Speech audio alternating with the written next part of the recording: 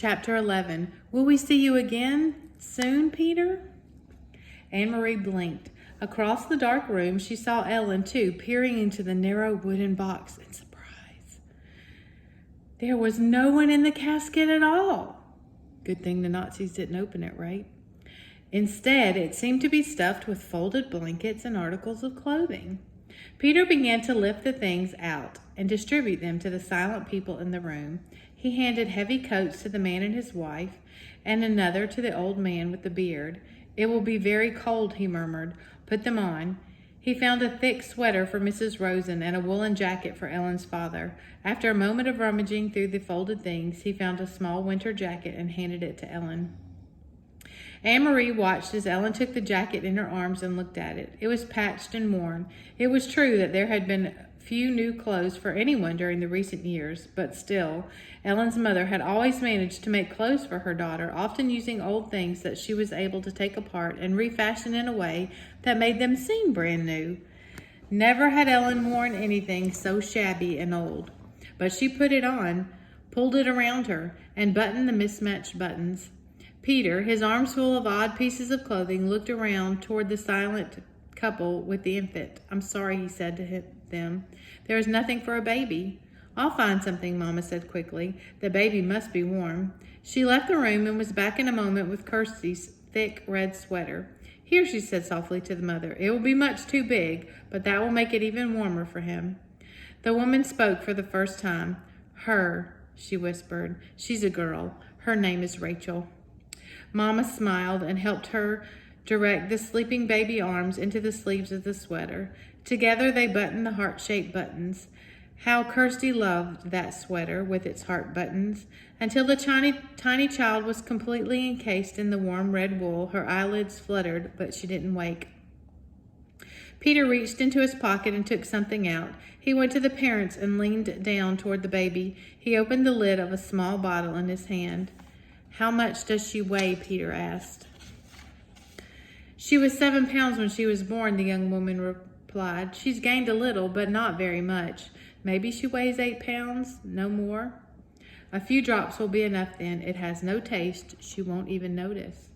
The mother tightened her arms around the baby and looked up at Peter, pleading. "Please, no," she said. "She always sleeps all night. Please, she doesn't need it. I promise she won't die. She won't cry."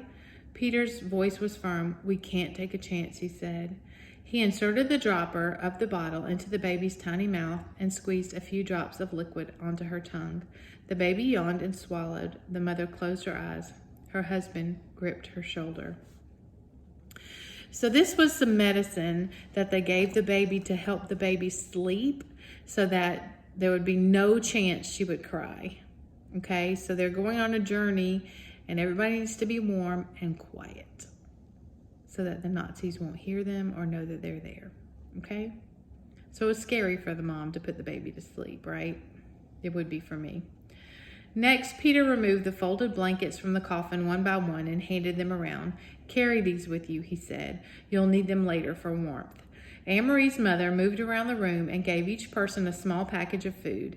The cheese and bread and apples that Anne-Marie had helped her prepare in the kitchen hours before. Finally, Peter took a paper-wrapped packet from inside his own pocket.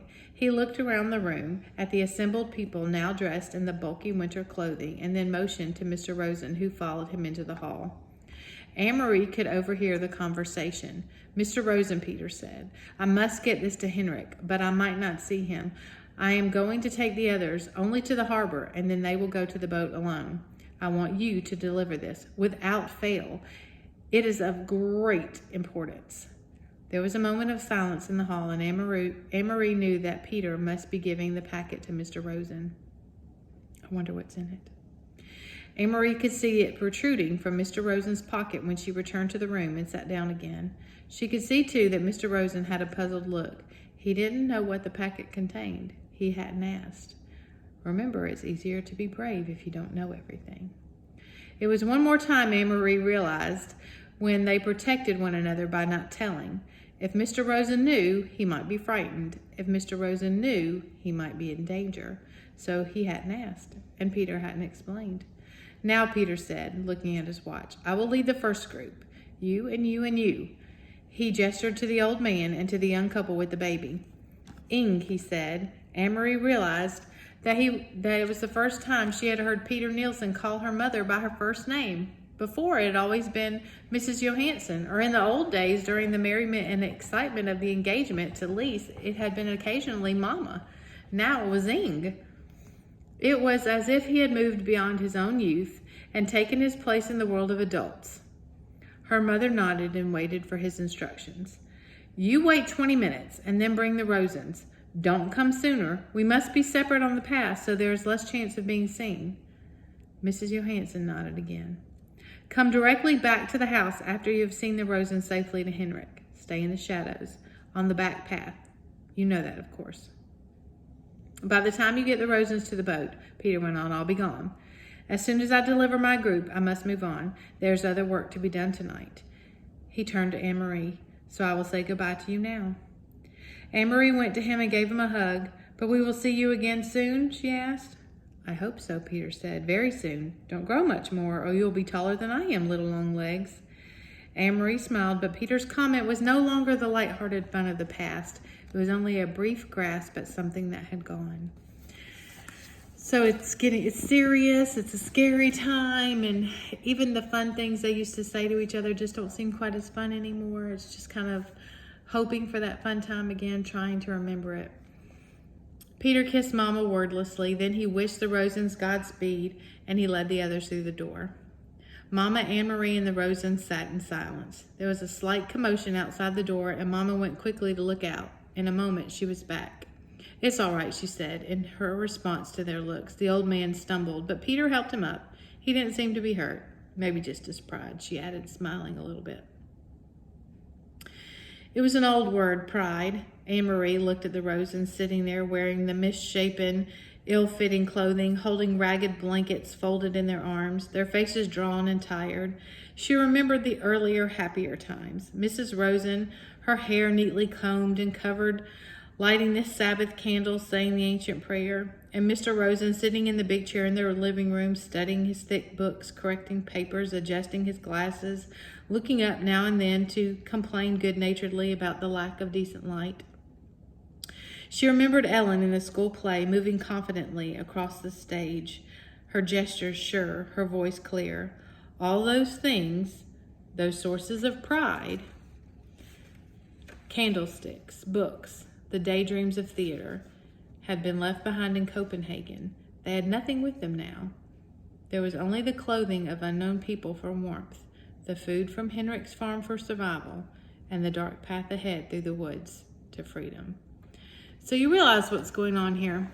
So they've left, they don't have those things that they took pride in before. Their jobs, their clothes, their food, their comforts. They haven't had that since the Nazis have been there. Now they have even less. They're in borrowed clothes, they're in a borrowed house with borrowed food, and they're about to sneak away in the middle of the night to get to freedom. That's what they're all doing here. The couple with the baby, the old man, Peter had snuck them here, and now Uncle Henrik is going to help them get to freedom. And they're in these shabby clothes and in this situation with no pride left. They have no pride left. They're just at the mercy of kind people helping them get to safety, to save their lives, to a place of freedom where they're not being hunted. It's a very different situation. Anne-Marie realized, though, she had not really been told that Uncle Henrik was going to take them in his boat across the sea to Sweden. Remember, Sweden is the free country. She knew how frightened Mrs. Rosen was of the sea, its width, its depth, its cold. She knew how frightened Ellen was of the soldiers with their guns and boots who were certainly looking for them, and she knew how frightened they all must be of the future. But their shoulders were straight, as they had been in the past, in the classroom, on the stage, at the Sabbath table. So there were other sources, too, of pride, and they had not left everything behind.